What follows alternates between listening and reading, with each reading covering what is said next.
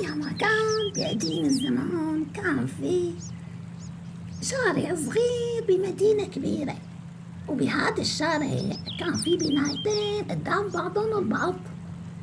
أول بناية كان ساكن فيها ولد صغير شاطر ومرتب اسمه عمر، وأخوه أكبر منه بشوي كمان مثله شاطر ومؤدب ونظيف اسمه جميل. وبناية تانية فيها ولد اسمه خالد مؤدب وشاطر ونظيف، وعنده أخت. هذا خالد عنده أخت أصغر منه بشوي اسمها جود كانت بنت صغيرة شاطرة وحلوة كتير، وأخوها بحبها كتير وبدير باله عليها. كانوا دائما هن الأربعة يلعبوا سوا بجنينة البناية، يركضوا ويرسموا بالطبشور على الأرض، يلعبوا طابة وينطوا بالحبلة. كانوا يرجعوا على البيت مبسوطين وفرحانين وتعبانين من كتر اللعب، يتحمموا ويتعشوا دغري يناموا من كتر اللعب، دغري يغفلوا. وبيوم دق خالد وجود على بيت جميل وعمر مشان ينزلوا مثل العادة، ينزلوا يلعبوا بالجنينة. عمر دغري رضي ينزل، جميل قال ما بدي انزل. سألته جود ليش ما بدك تنزل تلعب معنا؟ حكى لبابا جاب لي تابلت امبارح ونزلت عليه ألعاب كتير حلوة، ما عاد بدي انزل العب معكم بجنينة. زعلوا منه عمر وخالد وجود ونزلوا يلعبوا لحالهم.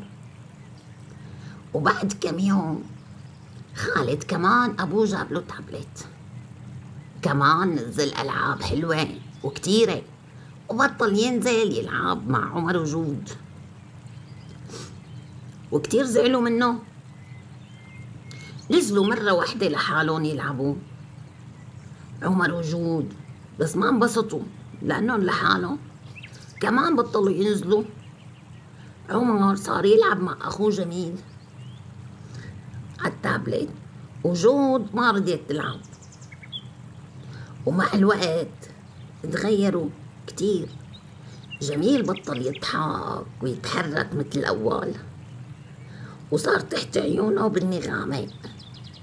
وكمان جميل نفس الشي، كلياتهم تغيروا. خالد صار يفيق بالليل وبطل يعرف ينام منيح، وبطنه دائما عم يوجعه لأنه بياكل هو عم يحضر على التابلت. وجود الشطورة كل شوي بتحكي لأخوها خالد بكفي لك حطه من ايدك وقوم نلعب شوي بجنينة، انت هيك يعني عم تتعب حالك كتير، هذا كله ضرر. لو ساعة واحدة باليوم معقول؟ شوف أنا بلعب ساعة واحدة باليوم والحمد لله ما بمرض، وذاكرتي مثل الحديد، والأولى على صفي بحلقة القرآن، وانت وجميل وعمر مدري شو صار لكم. شوفوا شلون تحت عيونكم صار أسود ووشكم أصفر، وما حدا فيكم عم يحفظ قرآن. في غيمة عم تراقبون كل يوم شو عم بيصير معهم وشو عم يساووا، وقديش كانوا شاطرين ونشيطين وصحتهم حلوة، وقديش اختلفوا، دائما تعبانين ووشهم أصفر. هي كتير بتحبهم وبتخاف عليهم. قامت قررت بليلة من الليالي تنزل عند أم جميل وأم خالد، وفعلا نزلت وفاتت على غرفة أم جميل وشوشتها بإيدنا بصوت هادي وناعم كتير: لا تصلحي التابلت لأولادك، أولادك تعبانين من الأجهزة كلها، وأنا نزعت التابلت تبع عمر وجميل، وراحت على بيت خالد، وفاتت لعند ام خالد كمان، وشوشتها بإيدنا بصوت ناعم وحنون. قالت لها مثل ما حكت لأن جميل بالضبط، لا تصلحي التابلت، أولادك تعبانين من الأجهزة. ونزعت التابلت تبع جميل وعمر، وكمان نزعت التابلت تبع خالد وجود.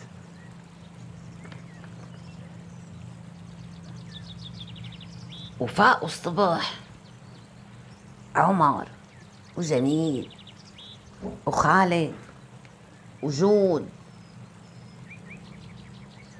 فاقوا فطروا وبسرعة راحوا يلعبوا، بدهم يلعبوا بالتابلت.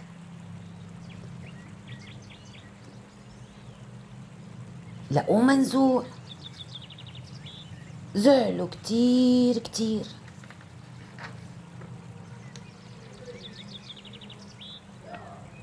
بس جود الشطورة قالت الحمد لله،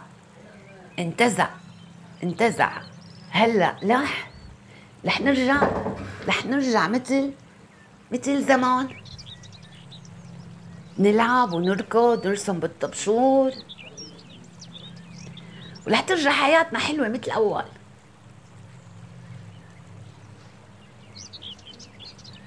وفعلا نزلوا على الجنينة المساء ولعبوا بالمرجوحة وبالطابة، ورجعت حياتهم مثل ما كانت قبل ما يجيبوا الأجهزة. رجع خالد ينام وياكل منيح، وراح وجع بطنه، وجميل رجع لون وشه وراح السواد من تحت عيونه، وعمر رجع خدوده حمرا، وجود كتير مبسوطة برجعة أخوها ورفقاتها.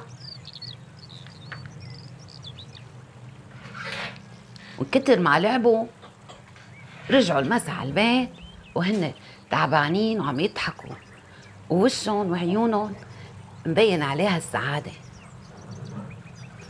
سألته أمه لجميل عمر، سألتهم بدكم صلح لكم التابلت؟ ضحكوا وقالوا لا ما بدنا نلعب بدنا نلعب بجنينة مع خالد وجود. اللعب بجنينة أحلى بكتير من اللعب على التابلت. وكتير رجعت حياتهم حلوة مثل الأول. وهيك يا حبايبي اتعلمنا إنه الأجهزة بتأذي وبتأثر على صحتنا وعلى ذاكرتنا، واللعب مع بعضنا أحلى بكتير. وتوتة خلصت الحتوتة. إذا عجبتكم حكايتي لا تنسوا تشاركوا بقناتي وتفعلوا الجرس مشان كل يوم تنزل حكاية جديدة. أنا بحبكم كتير. تصبحوا على خير وبأمان الله.